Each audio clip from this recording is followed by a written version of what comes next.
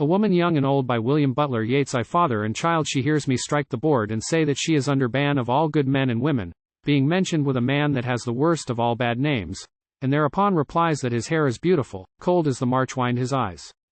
2 Before the world was made, if I make the lashes dark and the eyes more bright and the lips more scarlet, or ask if all be right from mirror after mirror, no vanities displayed, I'm looking for the face I had before the world was made. What if I look upon a man as though on my beloved, and my blood be cold the while and my heart unmoved? Why should he think me cruel or that he is betrayed?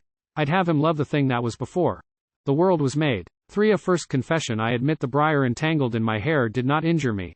My blenching and trembling, nothing but dissembling, nothing but coquetry. I long for truth, and yet I cannot stay from that my better self disowns, for a man's attention brings such satisfaction to the craving in my bones. Brightness that I pull back from the zodiac, why those questioning eyes that are fixed upon me?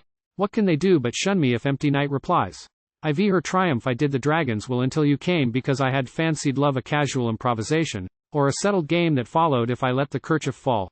Those deeds were best that gave the minute wings and heavenly music if they gave it wit, and then you stood among the dragon rings. I mocked, being crazy, but you mastered it and broke the chain and set my ankles free, St. George or else a pagan Perseus. And now we stare astonished at the sea, and a miraculous strange bird shrieks at us. Consolation. Oh, but there is wisdom in what the sages said, but stretch that body for a while and lay down that head till I have told the sages where man is comforted. How could passion run so deep had I never thought that the crime of being born blackens all our lot? But where the crime's committed the crime can be forgot. Chosen the lot of love is chosen. I learnt that much struggling for an image on the track of the whirling zodiac. Scarce did he my body touch, scarce sank he from the west or found a subterranean rest on the maternal midnight of my breast before I had marked him on his northern way, and seemed to stand although in bed I lay. I struggled with the horror of daybreak, I chose it for my lot. If questioned on my utmost pleasure with a man by some new married bride, I take that stillness for a theme where his heart my heart did seem in both adrift on the miraculous stream where, wrote a learned astrologer, the zodiac is changed into a sphere. 7 Parting. He. Dear, I must be gone while night shuts the eyes of the household spies, that song announces dawn. She. No, night's bird and love's bids all true lovers rest, while his loud song reproves the murderous stealth of day. He. Daylight already flies from mountain crest to crest. She. That light is from the moon. He. That bird. She. Let him sing on, I offer to love's play my dark declivities. 8 Her vision in the wood dry timber under that rich foliage, at wine dark midnight in the sacred wood, too old for a man's love I stood in rage imagining men. Imagining that I could a greater with a lesser pang assuage, or but to find if withered vein ran blood, I tore my body that its wine might cover whatever could call the lip of lover. And after that I held my fingers up, stared at the wine dark nail, or dark that ran down every withered finger from the top. But the dark changed to red, and torches shone, and deafening music shook the leaves. A troop shouldered a litter with a wounded man, or smote upon the string, and to the sound sang of the beast that gave the fatal wound.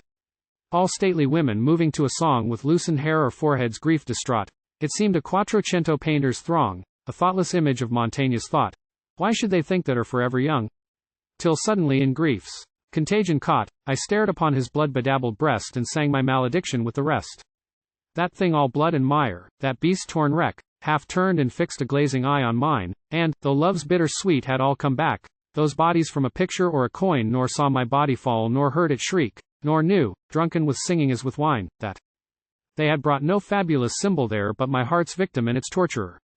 A last confession. What lively lad most pleasured me of all that with me lay? I answer that I gave my soul and loved in misery, but had great pleasure with a lad that I loved bodily. Flinging from his arms I laughed to think his passion such he fancied that I gave a soul did but our bodies touch, and laughed upon his breast to think beast gave beast as much. I gave what other women gave, that stepped out of their clothes.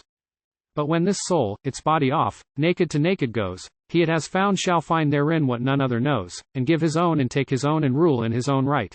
And though it loved in misery close and cling so tight, there's not a bird of day that dare extinguish that delight. Meeting hidden by old age awhile in masker's cloak and hood, each hating what the other loved, face to face we stood. That I have met with such, said he, bodes me little good. Let others boast their fill, said I, but never dare to boast that such as I had such a man for lover in the past. Say that of living men I hate such a man the most. A loonied boast of such a love, he in his rage declared, but such as he for such as me, could we both discard this beggarly habiliment, had found a sweeter word. 11 From the Antigone, overcome, O bitter sweetness, inhabitant of the soft cheek of a girl, the rich man and his affairs, the fat flocks, and the field's fatness, mariners, rough harvesters, overcome gods upon Parnassus, overcome the Empyrean, hurl heaven and earth out of their places, that in the same calamity brother and brother, friend and friend, family and family, city and city may contend, by that great glory driven wild. Pray I will and sing I must, and yet I weep, Oedipus' child descends into the loveless dust.